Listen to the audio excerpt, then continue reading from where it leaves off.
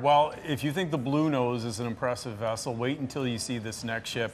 The amazing thing is it took only 2 people to build it. Yeah, the 2 cousins from Stewiacke, Nova Scotia are pretty proud of the vessel, but just wish a special relative was here to share this exciting experience with them.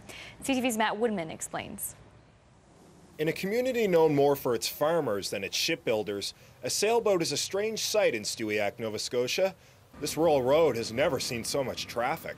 Sheer size, I guess, is what gets them not used to something like this. There's not much that isn't impressive about the 80-foot sailboat, but what's most impressive is that it was built by just 2 people, cousins Evan and Nick Densmore. I think I got my first tool set when I was 2.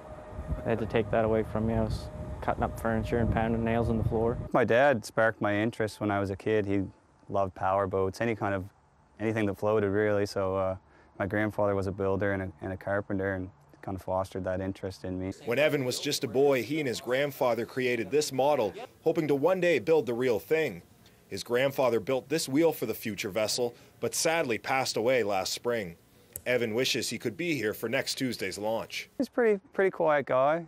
You know, have a couple laughs and, you know, it'd be a pretty good time. Now, after 3.5 years of building, the cousins are almost ready to set sail.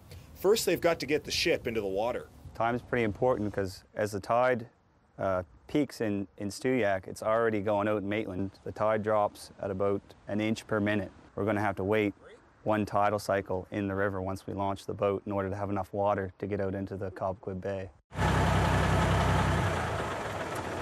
The move from the shop to the river was just as challenging. Truck driver CROWE helped with that. It took months of planning to make a 45-minute trip 3 kilometers down the road. The front truck pulled the truck and Jeep and the boat, and my other truck backed up and steered the back end of the boat. Once in the water, 2 140 horsepower diesel engines will take them to Parsbro, where they'll install the masts, eventually taking tourists out to sea. I'd say we could comfortably have 40 people on the deck for a day sail trip.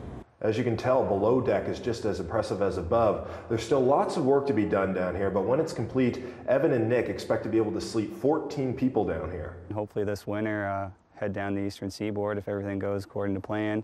If not, I'll be freezing on a wharf somewhere in Nova Scotia. Evan has been planning that trip his whole life. The name of the ship, though, is taking a little longer to come up with. No, you're gonna have to wait for the launch day for that.